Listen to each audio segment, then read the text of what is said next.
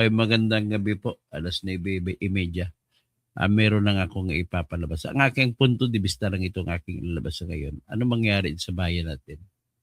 Ay si Benji Tulali na lang, baka uwi ito ng Amerika. Kasi nga, paano mo madadali yung kawatan na ugat? Hiwa-hiwalay natin kawatan. Kawatan na kontraktor, may kawatan ng mga taga-trabaho sa gobyerno, yung mga DPWH na opisyal, at saka NIA. Marami pang iba sa kada opisina. So, ang first kind of kawatan, yung mga kontraktor. So, kahit anong programa. Pangalawang kawatan, yung kawatan na sa loob ng opisina. Ang pangatlong katawan, kawatan, yung pinakamatindi. Alam mo sino yan? Yun yung mga politiko, mga congressmen. Meron din sa mga senador, pero mas marami ng dihamak sa mga congressman. So, yun ang tatlong uri ng kawatan. At ang mahirap pa, ang mastermind nila yung number 1 na politiko sa panahon. Sino sa panahon ngayon, number 1 politiko? Si Bongbong Marcos. So, si Bongbong Marcos po, hindi niya pwedeng sabihin na wala siyang alam. Ang dami-daming ebidensya. Number 1 na ebidensya, siya ang pumipirma bago ilabas ang pera. Ilabas niya ba ang pera kung ang papuntahan nun yayariin lang ang mga pundo? Ang pag-umpisa pa lang sa paggawa po ng mga proyekto ay nagsimula yan sa budget na tinatawag na National Expenditure Program. Ikwento ko na lang muna yung proseso. Ang proseso magsimula dyan. So, ililista nila. Ang tagalista niyan ay yung sa Department of Budget and Management. Pero bago niya ilista ng final, kukunin niya muna ang listahan sa mga departamento kung anong gusto na proyekto kada departamento. Sa lahat ng departamento, pinakapaborito ng lahat ng congressman ay ang DPWH. Bakit ano sa DPWH? Andiyan ang mga construction. At bakit naman ako, graduate ng civil engineering course, lisensyado na civil engineer. Ang alam ko dyan, kung bakit ganun paborito nila, kasi pwede nila madaya, hindi mo na mahalata pag natuyo na po ang konkreto. Hindi mo alam kung ilang bag ng simento ang nakalagay dyan. Gawin natin batch by batch ang pagtimpla. Sa kada batch ng pagkonkreto ang gawin mo. At imagine natin yung pampang ng ilog ang gagawin mo nang lagyan mo ng simento sa gilid ng pampang. Ilang ilang bag kaya ng simento ang magagamit? Depende sa aming kwentasyon sa estimates. Sabihin na lang, dapat 10,000 bags ang nagagamit sa isang proyekto. Sa proyekto na yan, ang haba niyan ay 100 meters ang haba diyan sa ilog. So magkaharap ang ilog, so dalawang 100 meters yan.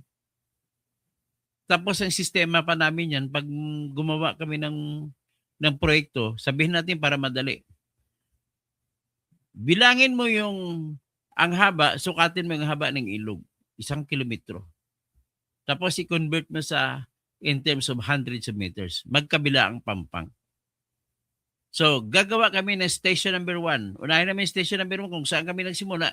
Kung sa bunganga kami ng ilog nagsimula, ibig sabihin pag bunganga ng ilog, nasa tabi po ng dagat. Wala pong bunganga na wala sa tabi ng dagat.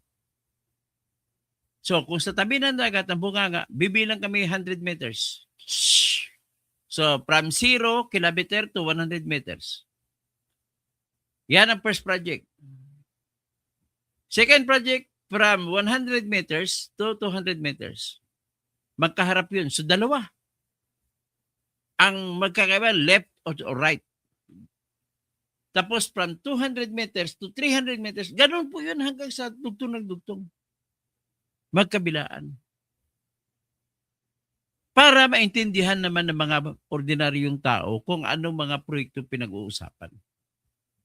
At para pa specific na walang dayaan, ginagamit po yun ang tinatawag na grid coordinates. Ano ba yung grid coordinates? Para maintindihan nyo, actually, napaka-high-tech yan para sa ordinaryong nakikinig. Ang grid coordinates po, para lang yan kung ano, nag-aaral kayo sa algebra, yung x and y coordinates. Ganun lang po yan. Ang y, yung pataas, vertical kung tawagin. Ang x, yung pahalang. So ngayon, dito, ang y, tawagin natin ngayon na degrees, galing sa galing sa, ang y yung guhit, galing sa North Pole papunta sa South Pole kasi bilog ang mundo. Yan, pa. Ngayon, kung ang 0 degrees natin, nag-usap ang lahat ng mga bansa sa mundo. Saan tayo magsimula ng 0? So napag-usapan, doon sila magsimula sa bansa, sa lugar pala na gustong-gusto na naglalaway si Trump. Ano yun? Greenland. Gusto ni Trump agawin ang Greenland. At ibibigay dadalhin sa US territory. Yung Greenland po, ang naghahawak ngayon yan ay Dutch government. So kung pag ginagawa ni Trump ang Greenland, yung ginagawa niyan, 0 degrees yan. Yan tinatawag na Greater Meridian Time. So, 0. Ang mundo, pag ikutin mo mundo, dadaan ka sa equator, 360 degrees. From 0 to 1 degree. 1 degree to 2 degrees. 3 degrees to 3-4 degrees. Ganun po yan ikutan. Ngayon, sabihin natin ang araw nag-umpisa sa 0. Sa kasabay na panahon, sa iba madilim, sa likod nun madilim. Kaya gabi, sa kabila araw. Ganun po yun. So, ngayon, iyan yung ang pagtakbo ng posisyon mo mula sa 0 meridian, iguguhit mo sa x-axis. Magiging 1x, 2x, 3x, 4x, hanggang sa 360x. Kasi 360 degrees. Nag-agree ang lahat ng bansa noong araw na gagawin ng sexagesimal system. Ano sexa? In terms of 6. Kaya nag-666. Ang degree sa total, 360. Tapos, ang isang minuto, 60 minutes. Ang isang minute ay 60 seconds. Kaya huwag kayo mag-alala sa maniwala sa kwento na 666. Nanggaling na 666 sa decimal system. So ngayon, pag magaling sa meridian 0, anong Philippines? Ang Philippines po ay napunta po sa 120 degrees. Pag inikot mo mundo. Yan, ngayon, 120 degrees. Ilagay ngayon. Saan yung tulay ni Remulla din sa Cavite? Kung sukatin mo po, galing Greenland, ay 120 degrees. O yan, lagay 120 degrees. Paano mo makita? Sukatin mo mula sa mula naman sa ang angle mula sa equator. Ang equator po, yan ang guhit sa gitna ng Earth. Napahalang. So mula sa equator, ang Philippines, ang gitna ng Philippines ay 15 degrees. 15 degrees. So halimbawa, Cavite, nasa sentro.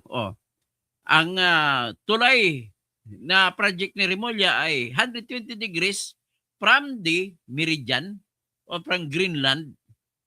Guguhit ka 120 degrees. Tapos from equator naman, 15 degrees. So hindi na magkaibang positioning yan dyan. Kaya ginagamit yan namin ng mga engineers para hindi ka makakadaya kung saan ba talaga project kasi magtatanungan eh.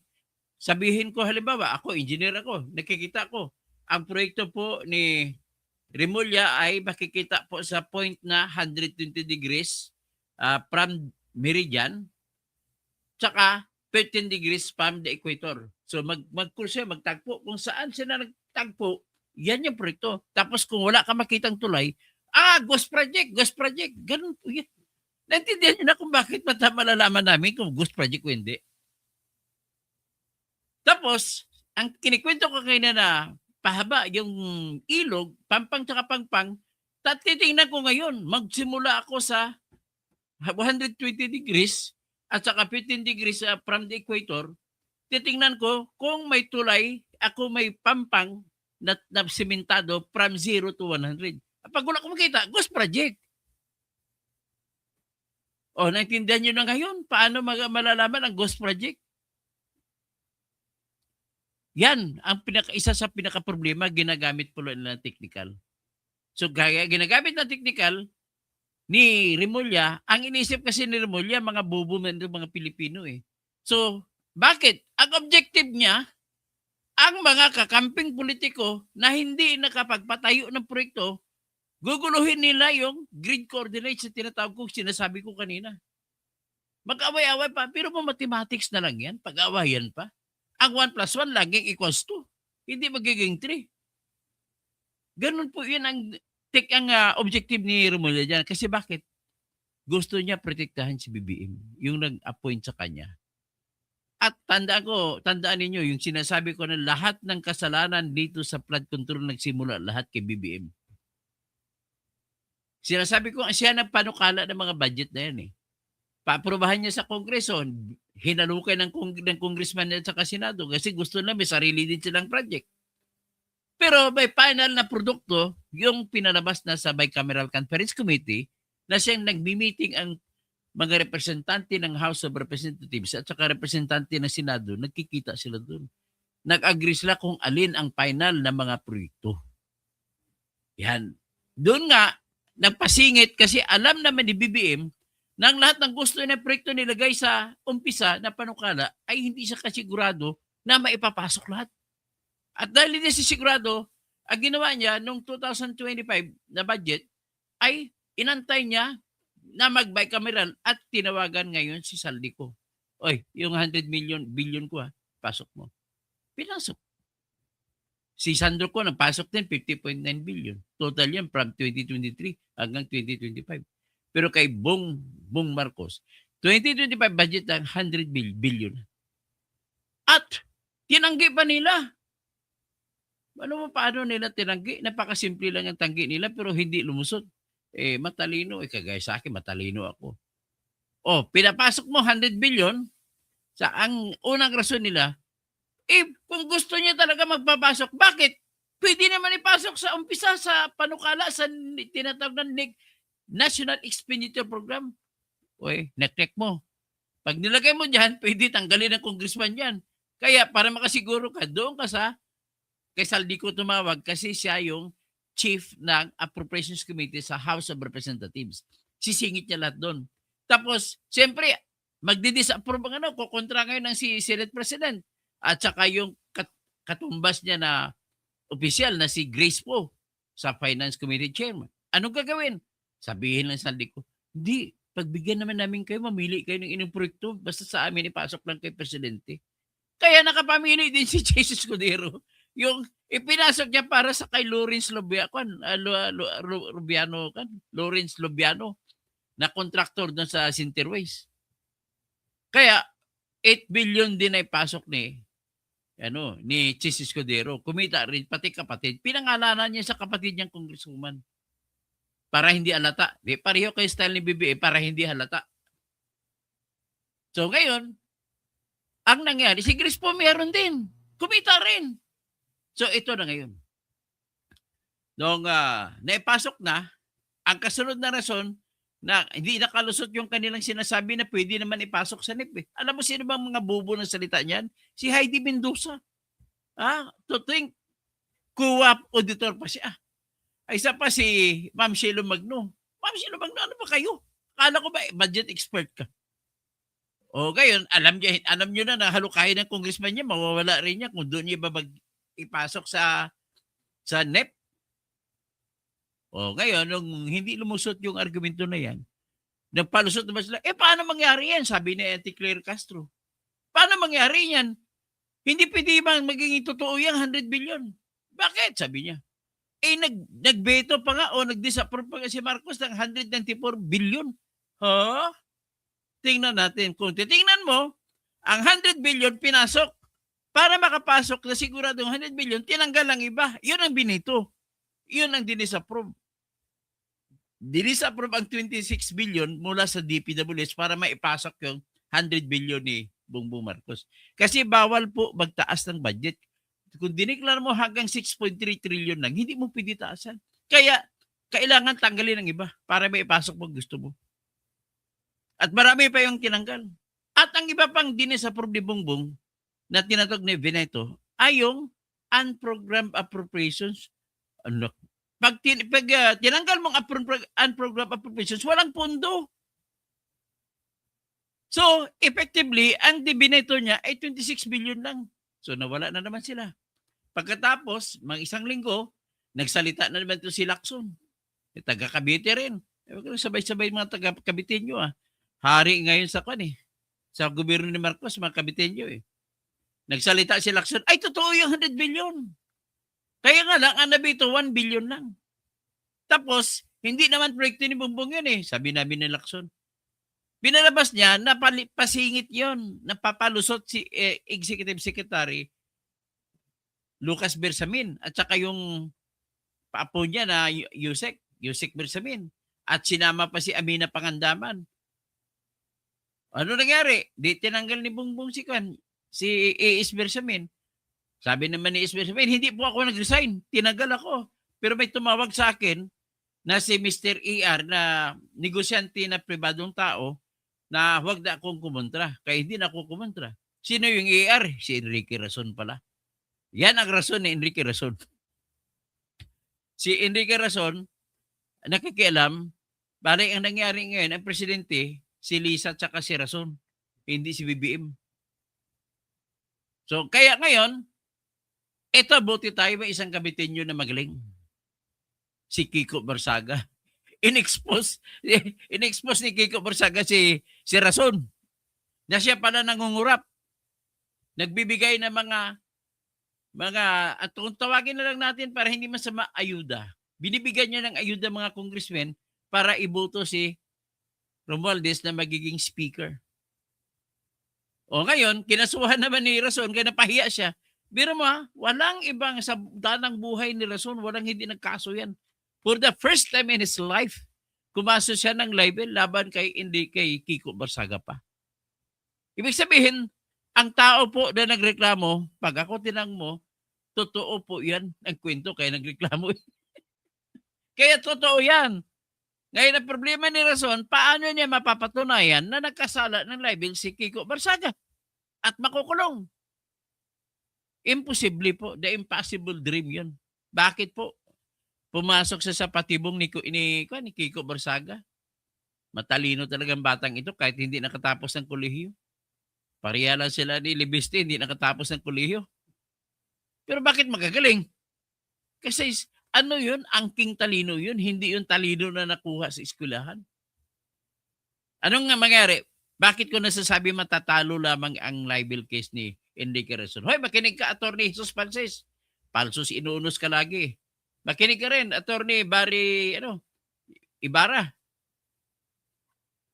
Sino ba yung spokesman dati nila yun Si Dino De Leon. Akala nyo galing-galing kayong abogado kasi graduate kayo ng UP College of Law. Pinapahiya nyo lang UP College of Law Ang dami pa namang top notcher ngayon sa UP College of Law, pati UST. Ang problema ng mga top notchers kayo, huwag kayo magmayabang na magaling kayo. Bakit? Naswerte lang kayo ang tanong na napag-aralan nyo. Pero kung hindi nyo napag-aralan ang tanong, hindi nyo masasagot. Kaya it is not correct to say na kayo pinakamagaling dahil nag-top kayo. O di kaya baka nakakuha pa kayo ng leakage. Di ba? Kaya ang tunay na sukatan sa pagiging magaling na abogado, yung sa pag-actual practice mo na, ilang kaso na ipanalo mo, ilang kaso na itatalo mo. Kayong mga bagong graduates, bagong pasa ng huwag kayong magmayabang. Kayong hindi nag-top, huwag kayong mag-alala. Talunin nyo sa kaso sa korte, yung mga nag-top na yan. Dito na, patungo na tayo ngayon. Ang tanong natin to, ang proposition natin, bakit hindi sinama sa state witness si Diskaya? Hindi ba si Diskaya sa lahat ng kontraktor, silang unang nagbanggit na may mga politiko? Kung sino binibigyan nila ng pera? Hindi sinama. Anong ibig sabihin nun? May pinoprotektahan ang Department of Justice na mga tauhan naman ni Boying Rimulya. So sino kaya pinoprotektahan? Number one, pinaprotektahan dyan, si Romualdez. Bakit? Sigurado ako na may direktang yan, transactionist. Kaya nga naging daming kontrata niyan. Kasi si Romualdez ang nagpumapasok. Ngayon, lahat yan, ang sabi ko kanina, nagsimula ang mastermind talaga niyan, si BBM. Hindi lalabas sa mga kontrata niya kung hindi pipirma ni BBM ang papalabas ng pera. At kung siya nagpapalabas, totoo yung sinasabi ni Saldico na kumukulikta lamang siya.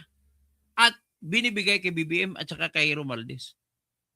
Ngayon, ito naman ang katibayan ko bakit talagang maraming transactionist na sa pagitan na nangyayari sa pagitan ni Romualdez at saka ni Diskaya ay sabi ni Lacson, ngayong hearing daw may papalabas niya na bumili si Romualdez ng bahay sa Makati, malamang sa Forbes Park, at ang nagbumili, pangalan ni Diskaya. Oh, paano ngayon yan? Ang style niya, patikim lang ginagawa ginagawa ni Ping Lacson eh. Pero nevertheless, kahit patikim, matutunghayan natin sa January 19. Na style pala talaga ni Romualdez, gagamit ng panakip butas. Pero sa kanya lahat pala yun. So, ano ang katwiran bakit gagamit pa ba si Romualdez? Kasi ganito po yun. Si Romualdez po ay politiko, speaker. At kung siya po ang kukuha ng pera at bibili, kailangan ipaliwanag niya bakit meron siyang 500 million. Ang mga mansion kasi sa Forbes Park, 500 million ang isa. So, paano niya ipaliwanag? Saan niya nanggaling 500 million niya kung siya ang bibili? Pero kung contractor bibili, walang problema. Contractor kasi. Ipakita nilang lisensya na for contractor siya, mayroon siyang kontrata. Baka bili na. Okay na. Kaya nga ganun, ang mga politiko, ginagamit ang mga kontraktor. Ngayon dito, nagrereklamo po si Diskaya. Sa pagkatapos ng lahat-lahat na binanggit niya, ang lahat ng mga politiko na binibigyan niya ng pera, siya ngayon ay hindi pinayagan na magiging state witness. Ano bang advantage kung state witness ka kaysa hindi ka state witness? Kung ako naging abogado ni Diskaya, ang diskarte ko dyan, simple lang. Sabihin ng lahat, totoo. Case by case natin. At doon ka sa korte, hingi ng state witness. Hindi dyan sa DOJ. So ngayon, case by case, may 421 cases kayo. Okay, gagano lang kayo. Your Honor, case number 1. Ito po yung proyekto, 900 million. Ito po yung ang mga kontraktor na sumali sa bidding. May usapan na po yan. Ito po yung ebidensya. Ito mga sila sumali. May 3 million bawat isa mga kontraktor na ang papel sa buhay ay magpatalo lamang. Hindi para manalo. Ako nanalo. Kasi nagbigay ako ng pera. Itong resibo ko. Itong ginamit ko. Itong ebidensya ko. Nagbigay ako ng pera kay congressman ganito. Kay Romualdez. Nagbigay ko. Ganun lang ako kasimple pag ako abogado. Wala na ko ibang gawin. Simple lang ang depensa. At tawag ko dyan, simple defense. But truth. Yan tinatawag na simplicity is the most beautiful thing to do. So, ngayon, bakit pa ako mamroblema kung ako abogado niya?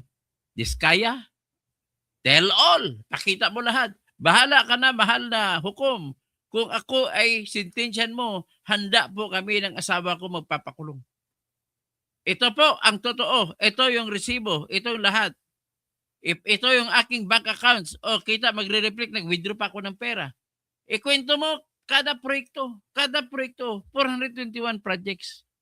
Ubos sila lahat dyan. Ganun lang kasimple ang gagawin. Ngayon, inayawan nila. Ang katwiran ang sinasabi yung spokesman ng DOJ. Wala daw formal na application si Diskaya na magiging state witness. Ha? Attorney, hindi mo na kailangan antayin pa mag-apply ang tao na state witness. Unahan nyo na. Sabihin nyo na, sir, ang testimonya mo, total, nagsalita ka na sa Senado, pwede ka po, titestingan natin, evaluate natin ang lahat ng alam mo. Baka makatulong. Sigurado po yan kung ako ang DOJ, approve kagad yan. Bakit po? Bakit? Sino ba ang ibang nakakaalam sa mga pera na binigay ni Diskaya? Kundi si Diskaya lang. At ang tanong ko, hanggang saan mararating yung testimonya nila ni Bryce Hernandez, Alcantara, tsaka ni Roberto Bernardo, at saka yung si Engineer Opolencia? Hanggang saan yan? Ang kilala lamang nila ang kanilang maitestigo. So, pwede ang kilala nila, kontraktor ang kausap nila. Tapos, sino kausap nila? Nakatanggap lamang sila. Sino ba nagbibigay sa politiko? Sila. Sabi ni Alcantara, nagbigay doon sa kay Joel Villanueva, pero binawi naman. Paano ngayon yan? Bakit mo ginawang state witness yan? Paano pa ngayon makonvict si Joel Villanueva? Sinabi mo, binigay mo kay Peng na tauhan ni Villanueva. Tapos sinabi niya, wala akong ginawang kasalanan. Tapos nagsauli ka ng 881 million? May gali. Sino ba nga nagsauli ng 181 million na sasabihin niya hindi siya nagnakaw? For all you know, ang salang pagnanakaw, kapag nagnakaw ka na, nagawa mo ng kasalanan ng pagnakaw. Kahit sinauli mo, nagawa mo ng kasalanan ng pagnakaw. Paparusahan ka pa rin. Yun nga lang, nawala yung obligasyon mo na ibalik mong ninakaw mo kasi sinauli mo na. So nakita niyo yung puntos dito. At malamang totoo yung sinasabi ni Lacson na ginamit ni Romualdez si Diskaya na bumili ng isang mansion sa Forbes Park. Number 1 niya, makukonvict si Romualdez sa ganun lang. Kahit isang kaso lang yan. Makukonvict sa dyan. Biro mo, bari-biri? 500 million? Ano yan? Life sentence yan. So, yan po ang isa sa mga dila at dami-daming pinangalanan ni Diskaya. O ito, tingnan natin ang himutok ng mga Diskaya. Ipakita ko sa inyo. Balita sa Daily Tribune. Kung sino pa yung maraming alam ng mga kriminal sa flood control, siya pang hindi ginawang testigo. O, nakita nyo, title ng istorya ng Daily Tribune, Politicians Escape. O, naka-escape po ng mga politiko. Number 1 politiko naka-escape dyan, si BBM. At bakit ko nasabi si BBM? Kasi po, wag na tayo lumayo. Pumunta tayo sa bakuran ni BBM, sa Ilocos Norte. Doon na tayo sa bayan ng Nueva Era, Ilocos Norte. 36 po ang flood control project sa Nueva Era. Ang binigay sa Diskaya, 31. Anong ibig sabihin? Malapit na malapit si Diskaya kay BBM. Kay Sandro. Congress, pa yun? Distrito ng pinsang buo ni BBM na si Michael Marcos Barba. Tapos ang dami rin mga proyekto sa distrito naman ni Sandro. So in other words, ang pinaka-primary purpose kung bakit hindi ginawang state witness sa mga Diskaya ay para maitago ang katotohanan na sa kanilang bayan ay may ninakaw din. Ayan, sabihin natin, embattled contractor. Basahin natin ang sulat ang balita ng Daily Tribune na sinulat ni Neil Alcover. Pinablish to kanina. Sabi niya, embattled contractor Pacifico Curly Diskaya has expressed his deep frustration with the government, claiming that despite exposing the corruption in flood control projects, he and other contractors have been punished while politicians allegedly involved remain untouched. A source close to Diskaya, who requested anonymity, said the contractor feels he has sacrificed everything, including his safety and reputation, to expose a system that exploits both the people and contractors. They are making us the big fish, Diskaya reportedly said. They keep talking about 180 billion in projects, but that was over 20 years. Yet they make it seem as if we just got it all now. Diskaya denied allegations of ghost projects, insisting that most of their work involved actual roads and schools. We don't have ghost projects. Most of our projects were audited by the Commission on Audit. If ghost projects existed, it was because someone intentionally set them up to misappropriate funds. He also expressed regret about naming politicians who allegedly received kickbacks. Siya pang nagbibigay ha. Maybe we should have not named them. Maybe we should have just gone along with the system. But when we exposed these corrupt practices, we ended up being seen as the bad guys. According to the source, Diskaya criticized the Senate inquiries for focusing only on projects from 2022 onward, although sometimes they went back to 2016 to include politicians from previous administrations. They acted as if all the issues started recently, but it was really a long-standing system of corruption, he said. Diskaya revealed the personal toll his whistleblowing has taken, including the imprisonment of his wife, Sarah, over accusation of a ghost project. If we hadn't named the politicians, my wife wouldn't be in jail. The projects is accused of ghosting actually exist, he said, adding that their legal team is prepared to prove the project's existence. Despite these setbacks, Diskaya noted that exposing the system has led to positive changes. How now contractors are more cautious. The standard operating procedure is OP. Extortion by politicians has dropped to 10%. Contractors are more careful and less brazen. In that sense, our actions help expose the system.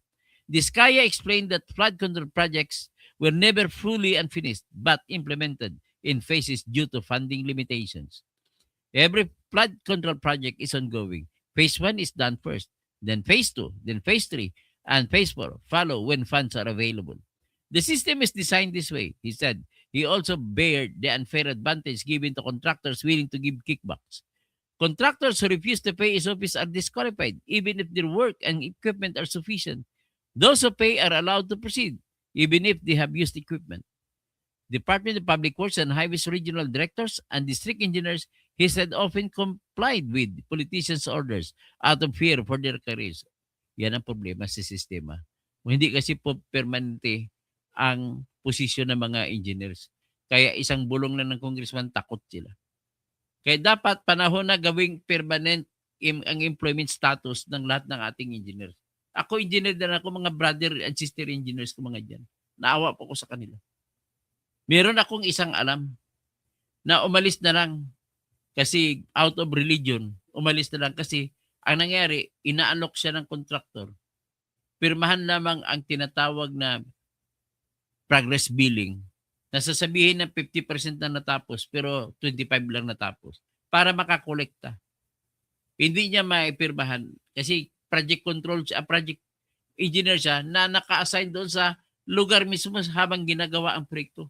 Siyempre, alangan pirmahan mo naman na hindi pa tapos. Iyan po ang papel ng mga government engineers natin. Sila ang taga-check kung natapos na nagawa ng mga contractor. Ngayon, marami dyan ang balitaan kay mga engineer na pinatay. Yan po yung mga engineer na kuminsan tumanggap na, nag-report pa rin ng tama. Yan po ang nangyayari. So, ladies and gentlemen, very short as it may be. Pero ang laman nitong aking expose sa ngayon ay hindi po sinama sa state witness ang mga Diskaya sapagkat kailangan itago ang lihim para manatiling lihim ang lihim na tanging mga Diskaya lamang ang nakakalam. Kaya ipagdasal na lang natin. We have no other means but prayers. So God bless the Philippines. I love TV Patrol, Edgar Maclan, Bergie Piquero, kung sabi ni Saldico, naiwanan lang ang iba, di lang with leader bag. O yung leader bag na yun, sa 100 billion na pinasok. Ang leader bag kasi na yun, may laman na cocaine.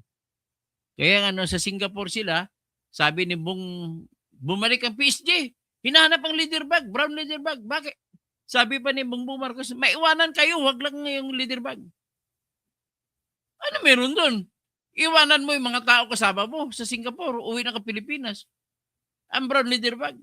Yan ang problema kasi may tinatawag kasi po na diplomatic immunity.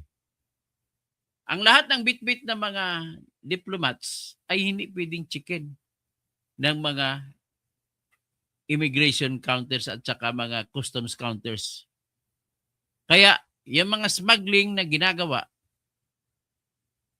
sa pouches, immigration pouches, sa bureau, para diplomat pouches, ilagay lang doon.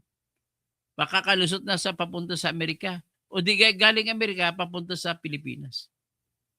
So kung may lamang drugs, hindi malalaman, hindi pwede mabuksan yan ng FBI o ng sino mga kwan dyan, mga immigration and customs enforcement agents. Ganon po yan. So ginagamit po talaga yung diplomatic pouches sa katarantaduhan. Naalala ko pa, timistigo si Ruina Garma. Nagpapadala siya ng pera sa kanyang former husband na police din, police colonel. Kasi nung time na yon ay siya yung police attaché ng Philippines sa California. Ang pinapadala pala, Benji, pera. Nagtimistigo siya sa House of Representatives natin. Yun, ginamit ang pera para ibayad sa magiging kapital niya sa negosyo. Alam mo anong negosyo? Yung Noy Peach. Yung sikat ng Noy Peach diyan sa California. Na kung saan kumain pa si Lisa Araneta Marcos sa si Paulo Tantuco bago si Tantuco na tagpo ang patay sa pag-overdose sa droga. Ang asawa ni Paulo Tantuco ay umamin, si Miss Araneta umamin na siya ay addict din. Tapos hindi pa tinatanggal ni Lisa. O ngayon, idudugtungan na lang natin ito na na lumabas na po, nilabas na yung video na nirecord ng isang gwapong lalaki na kinontrata nila ni Bongbong at saka ni Lisa at binayaran ng $40,000 at saka $17,000 yung pangalawang lalaki.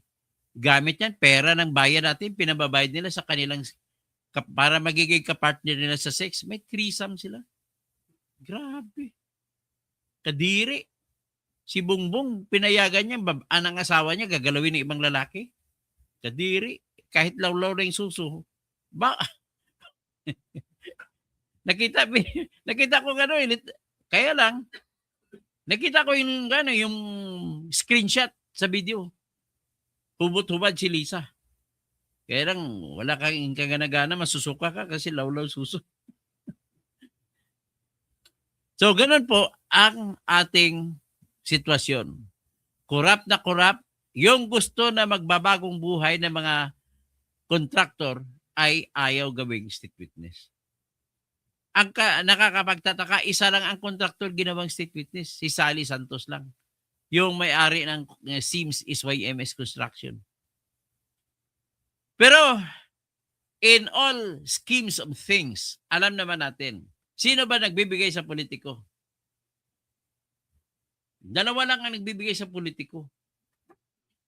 Pero number one, pinakamaraming naibigay, kontraktor lamang po.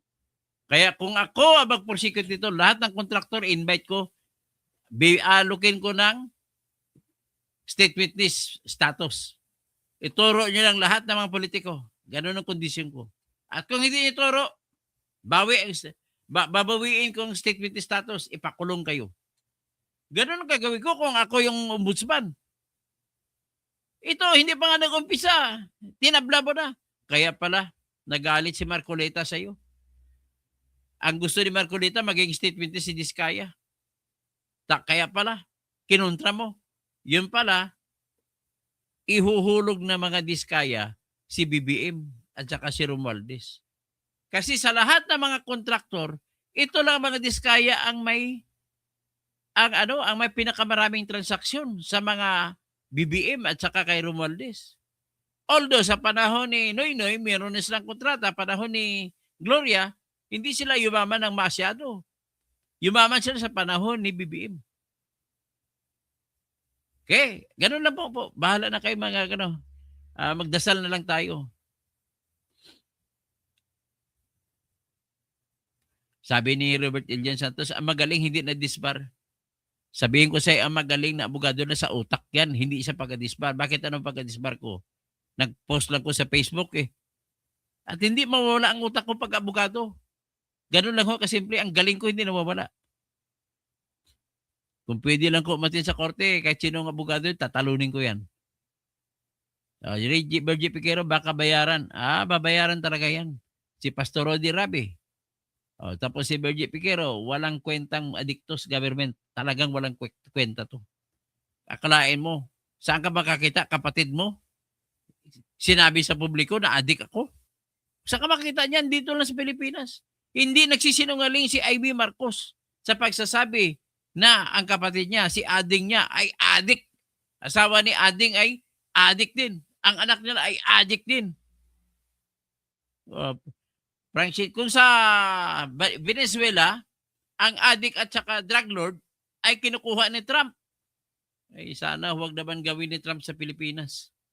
Baka magkamali si Trump, kukunin niya ibang tao.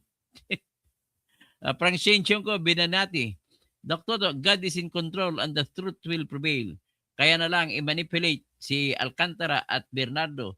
Hanggang doon lang yan sila. Ang kay Bernardo, si Bong Revilla lang, kabitin nyo pang ititirahin niya, pati si Nancy Binay, pati si Grace Poe. Pero hindi niya matitira si Romualdez kasi wala lang sa transaksyon kay Romualdez. Kaya nagiging state witness siya. At hindi niya matitira si BBM. Okay. Alan Donina. Bato, tama na iyak. Bakit ako umiyak? Hindi naman ako umiyak. Dami ko dami ko mga tawag nito. Yung mga bully dito, mga bashers. Thomas Isplana, good evening. Attorney Toto, Kausing, sana ang masasabi nyo sa sinabi ni Lacson na linoko ni BBM, ni Secretary Bunuan. Alam mo, hindi po niloko yon. Pero sa sunod ko na kasi narinig nyo kung paano ko mag-explain sa grid, sa geographical location na gagamitin mo ang latitude at longitude. Sinasabi ni Lacson, sige sabihin ko na ngayon, na niloko daw ni Bunuan si BBM dahil daw hindi daw totoong grid ang nilagay. Nako, napalusot pa kayo para kung mali ang grid, maligtas na ngayon yung mga lalo na dyan sa Ilocos Norte na mga hindi mo kasi makita pag tiningnan, gamitin mo ang grid na nakalagay doon, hindi mo makikita ang project ni Sandro Marcos. Ngayon palalabasin nyo ang grid na binigay ay peke. I don't care. Ikaw naman, Lacson, talaga paggamit ka talaga. Kaya hindi ka naging presidente. Sa totoo lang, binoto kita noon. Sa kada takbo mo senador, binubuto kita. Nung nakaraan lang hindi. Bakit? Pero pagtakbo mo ng presidente, hindi na kita binoto. Bakit? Hanggang ngayon hindi ka pa naparusahan sa Kuratong Baliling . Inabsilto ka lang ni Akop. Buti si Akop nauna na. Si Cara David, baka ikaw masunod kay Cara David. Sabi ni Cara David, mamamatay ng mga kurap. Dapat gusto ko masunod si Abante. Tsaka si Buying. Si Labart Miriam, good evening, Dr. Toto, Tirador. Watching from Mindanao. Shine Sionko. Hi, Dr. Toto, always watching from Ontario, Canada. Because this Kaya knows a lot about corruption. Kaya, yan ang tama po. So, NBA Pinas TV, may nagsabi, hindi daw mananalo si Inday. Mananalo yun. Itaga mo pa sa bato. Miss Daisy, gandang gabi ka to. Hindi nyo ba alam na gabi-gabi, araw-araw na ginawa ng Diyos, walang ibang pinag-usapan ng topic nila sa loob ni Bongbong Marcos. Paano talunin si Inday? Paano talunin si Inday? Yun lang, wala lang iba. Miss Daisy, gandang gabi ka to. Enjoy ako na, like, Philippines. Filipinos pala. Tikal-tikal daw ako. Ibig sabihin tikal-tikal, sinungaling, wala daw resibo. Anong wala resibo? Nanonood ka ba? Pilipinos, ay wala yon, kontra ka yan. Tapos Marina Junet, mga kapatid ko, magandang gabi po. Hanggang dyan lang muna tayo at may magagawin pa tayong mahalaga sa mas mahalaga. Pakilike na lang. Tsaka pakishare. Yan na lang ang tulong nyo sa akin. Ako naman, ang gagawin ko naman is mag-research ako para sa inyo. Shout out sa ito para sa katotohanan. Katotohanan na tayo. Okay, Ray Bien. Listening from Kalinog, Iloilo. Wow. mayad nga gabi sa Kalinog. taga taga Rugto ang nanay ko. Oh. Dito sa Ginbata sa Kalinog. Nanay ko Catalunya. Johnny Bunagan. Kay Trump wala nang diplomatic immunity. Ganon ginawa kay Maduro. Kaya nga dapat siguro paglaban natin, tanggalin natin diplomatic immunity sa cocaine. Ha? Di ba? Bongbong Marcos. Dapat sundin ka na rin namin si Trump. Si Trump tinanggalan ng diplomatic immunity. Ha? May kinuhang toneladang cocaine sa Texas at Minnesota rin. Gabi. Tinala kay mismo sa embassy ng Venezuela sa US. Yan. For the first time ever nangyari yung presidente ng USA. Tinanggalan ng immunity. Mabuti pang sisig, may utak, pero si Inday, hindi, kwento mo lang yun. Mas matalino si Sara Sang Nandiamak at mas honest pa siya kaysa mga kinikwento mo. Ha? Okay, si BBM ay napakarami, 2 billion naman na kinukurakot. O hanggang